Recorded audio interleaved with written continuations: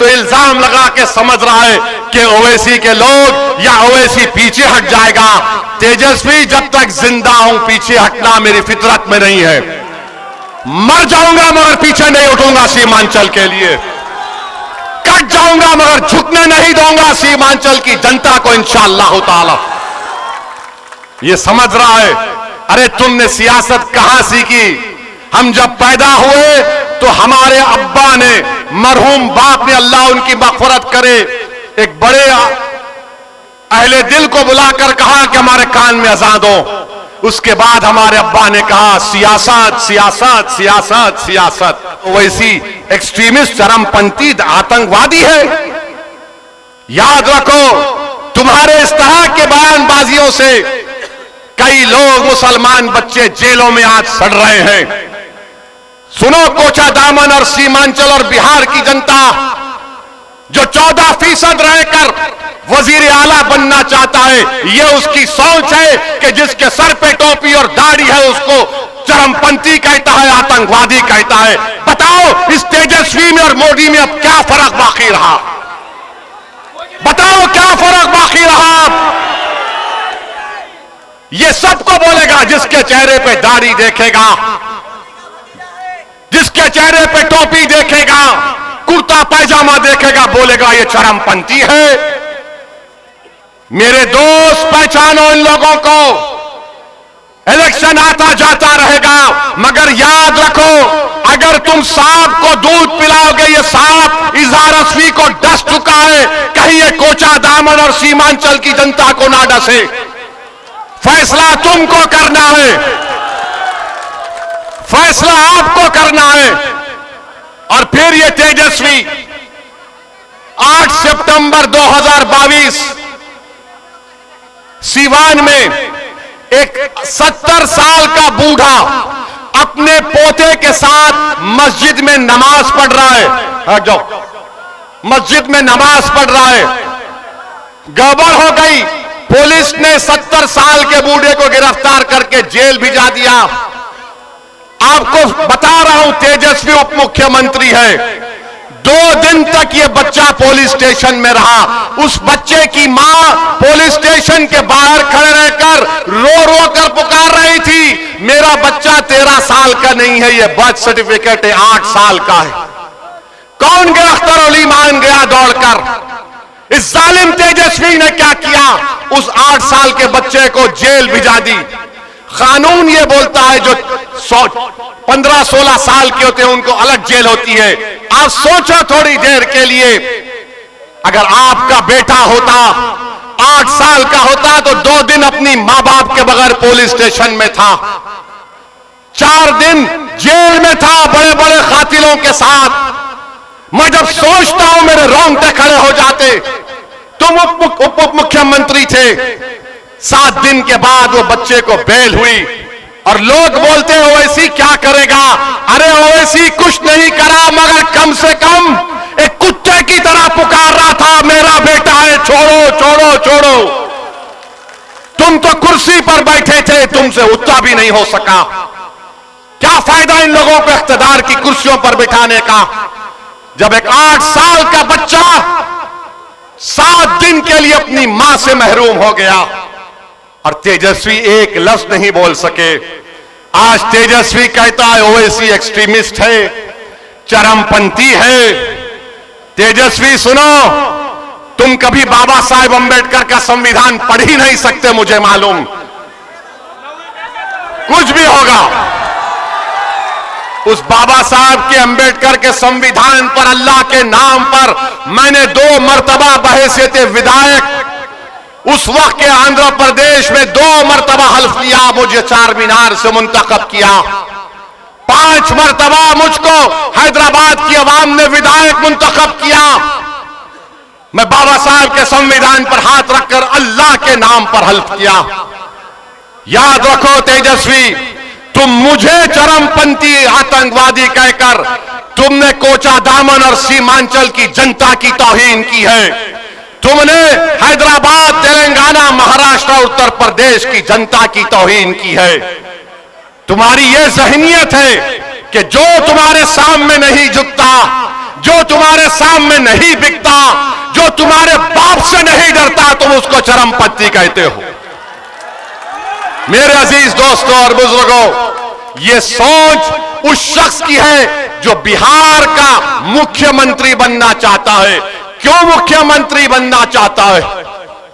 15 साल परिवार को मिले। अब हमने क्या कहा, मजलिस ने क्या कहा, जब 3.5% के मल्ला बरादरी वाले उप मुख्यमंत्री बनने का ऐलान करते हैं, तो फिर 17% मुसलमान अल्पसंख्यक समाज के क्या करेंगे? मैंने कहा कि अब हमको उप मुख्यमंत्री नहीं चाहिए, अब हमको मुख्यमंत्री का पोस्ट चाहिए। मुख्यमंत्री बनेगा सीमांचल का बेटा इंशाअल्लाह। तुम लिख के रख लो तेजस्वी, मैं हैदराबाद से जरूर आया हूं और आता रहूंगा। सीमांचल का बेटा उप मुख्यमंत्री बनेगा। तुम नहीं बनोगे, ना बनने देंगे इंशाअल्लाह ताला।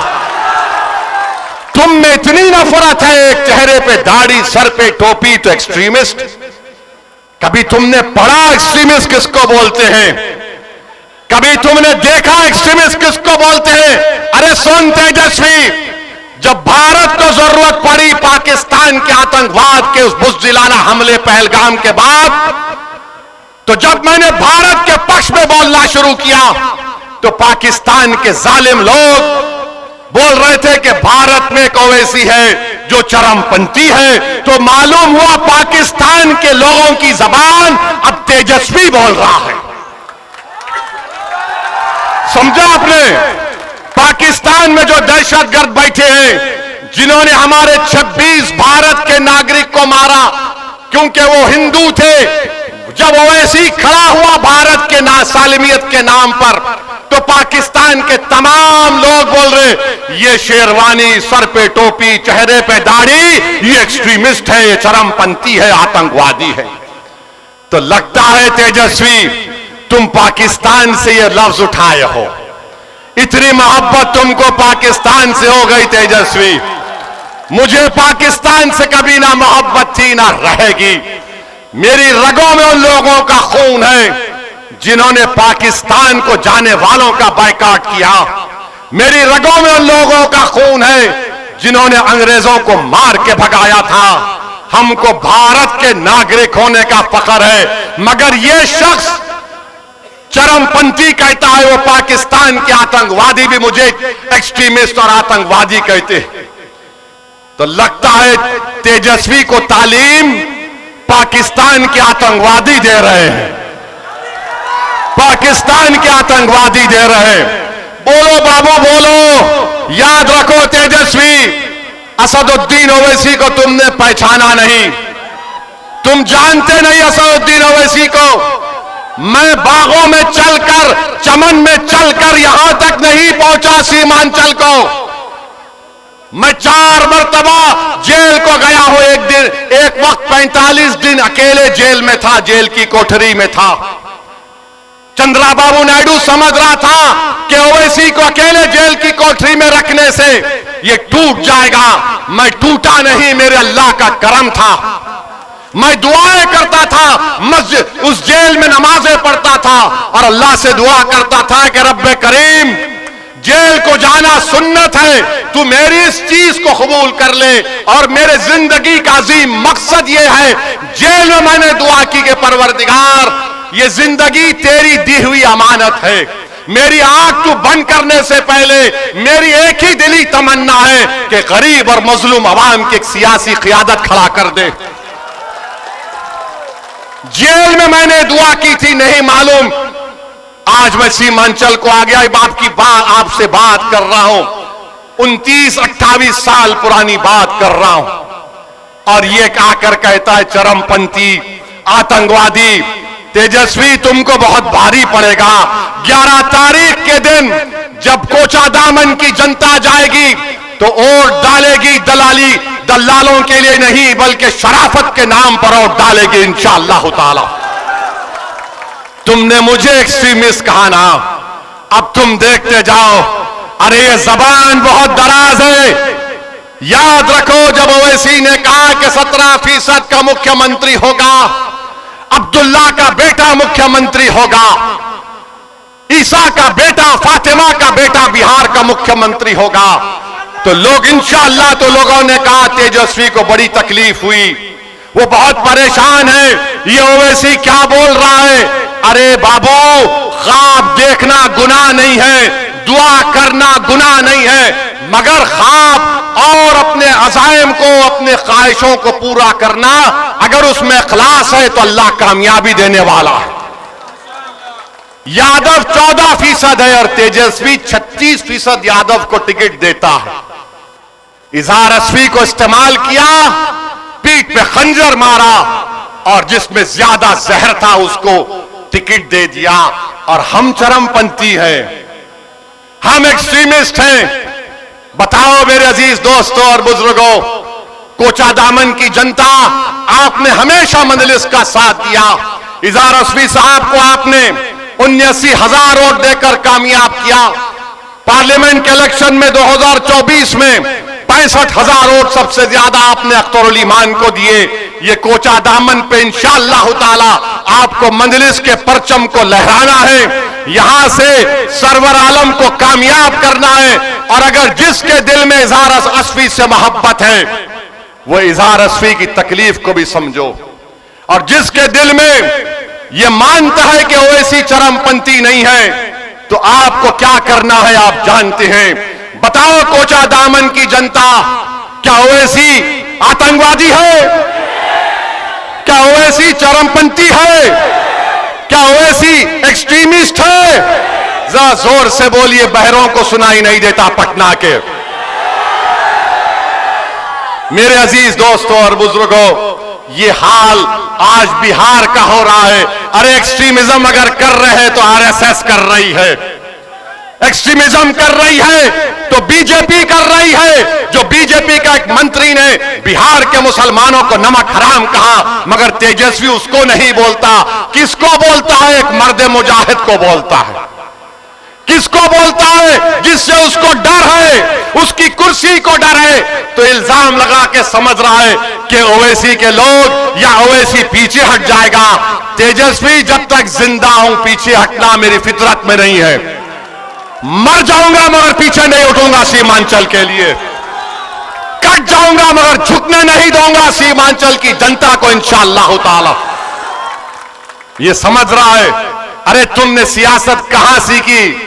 हम जब पैदा हुए तो हमारे अब्बा ने, मरहूम बाप ने, अल्लाह उनकी मग़फ़िरत करे, एक बड़े अहले दिल को बुलाकर कहा कि हमारे कान में अज़ान दो। उसके बाद हमारे अब्बा ने कहा सियासत सियासत सियासत सियासत। हम सियासत को जानते हैं और तुम्हारे जैसे लोगों को तो उंगलियों में खेल लूंगा इंशाअल्लाह ताला। तुम देखते जाओ, तुम मुझे गाली देकर मुझे तकलीफ नहीं पहुंचाए। तुम सीमांचल के हर उस शख्स को जो सीमांचल की नाइंसाफी को खत्म करना चाह रहा, तुम हर उस मां और बहन को तुमने उनका दिल दुखाया जो आज सीमांचल की लड़ाई को अपनी लड़ाई समझते हैं। तुम हैदराबाद की जनता को गाली दी, तुमने उत्तर प्रदेश और महाराष्ट्र की आवाम को तुमने दिल दुखाया है। इंशाअल्लाह ताला जब किसी का दिल दुखता है और वो अल्लाह की बारगाह में हाथ उठाता है, जिस तरह गुड्डू भाई ने दुआ की थी अपने वालिद के लिए, इनका दिल दुखा था। जिसका दिल दुखता है, जिसका दिल टूटता है, अल्लाह उसके दिल की लाज रख लेता है।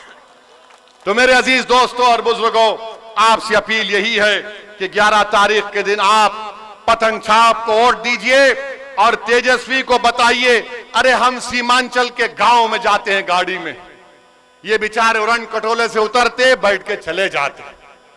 आज 2-3 दिन पहले जब गाड़ी से सफर करने का मौका मिला, सीमांचल के बहुत ही दूर दराज के गांव में गए। 8 साल के 7 साल के बच्चे, हम नमाज पढ़ने के लिए गए असर की, तो बाहर निकले तो हमारी बहनें माएं ठहरी हुई थी, इज्जतदार बुजुर्ग खड़े हुए थे, नौजवान तो बेचारे पलायन कर चुके।